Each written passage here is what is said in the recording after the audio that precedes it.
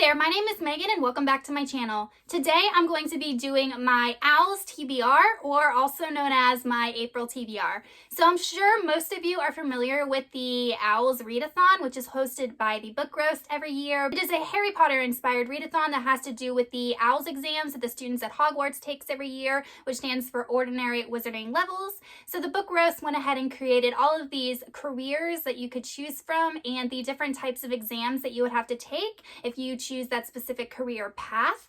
And with those specific careers comes specific book prompts.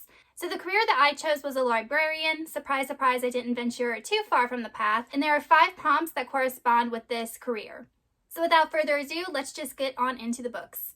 The first prompt that goes along with my career path is Ancient Runes. For this exam, I have to read a book that has a heart on the cover or has heart in the title. For this prompt, I'm going to be reading Heartstrings and Other Breakable Things by Jacqueline Firkins. This is a YA contemporary, and I was lucky enough to receive an ARC of it in November, and it came out in December, and I still haven't read it, so this is the perfect opportunity for me to knock this ARC off of my list. In this book, we follow our protagonist, Eddie Price, and this is the summer right before Eddie goes to college, and she is spending the rest of her summer in a suburban kind of wealthy area of Massachusetts, which is full of like suburban moms and prima donnas, and she's really not too thrilled with this situation. Not to mention that, but she's also grieving the death of her mother that occurred not that much earlier. Currently, Eddie is more focused on getting into college rather than dating, but she finds herself attracted to 2 different Mansfield, Massachusetts boys. This book basically follows Eddie as she is going through these growing pains and learning how to deal with the death of her mother and trying to figure out her relationship and what she wants to do for college and trying to navigate these 2 possible boyfriends. So it sounds like a really, really cute coming of age story that has some deeper underlying themes as well. So I'm excited to finally get to this one, and I think it'll be a very quick read. The next exam I have to take is Arithmancy, and the prompt for that is to read something out of your favorite genre. So if you know me at all and been watching my channel, you know that I mostly read fantasy, and I don't really own any books that are outside of my comfort zone, and unfortunately, because of everything that's going on, all the libraries in my city are currently closed, so I really can't go and pick up like a mystery or a thriller or a horror or something that I don't ever read. So this one I kind of had to reach, and I'm going to be reading Never Let Me Go by Kazuo Ishiguro. This book is a speculative fiction, and it has got kind of a sci-fi dystopian undertone to it, and I have seen the movie of this, and this book has been on past TBRs, and I still have not gotten to it, but I think this would be a great time for me to finally knock this out of the park. The reason that I picked this book as a book out of my comfort zone is that it is very, very character driven rather than plot driven, that I know. And for dystopian and sci-fi books, I usually like to be equal measure character and plot. So I figured this one would be very similar to Mem, which I read last year and loved. In Never Let Me Go, we follow a main girl named Kathy, and Kathy grows up in a boarding school named Halisham. We kind of follow Kathy over the course of her life, but as a child growing up in this boarding school, all of the children are taught the importance of living healthy lives as well as being productive, and they are constantly monitored.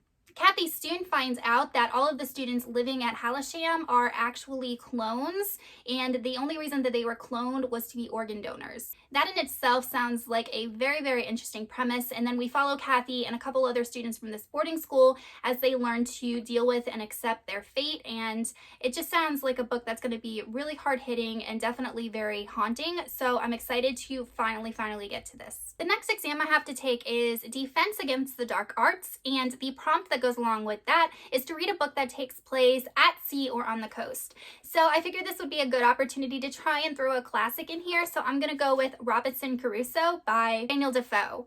In this book, we follow our protagonist who was shipwrecked on an island in the Caribbean, somewhere near Trinidad, and for 28 years, he has to survive on this island. While on this island, he encounters things like cannibals. This book isn't terribly long, and I know that it's one of the most read English works out there, so I'm excited to finally get to this classic, and I'm really hoping that it will be a book that is just very encouraging and shows the enduring nature of the human spirit.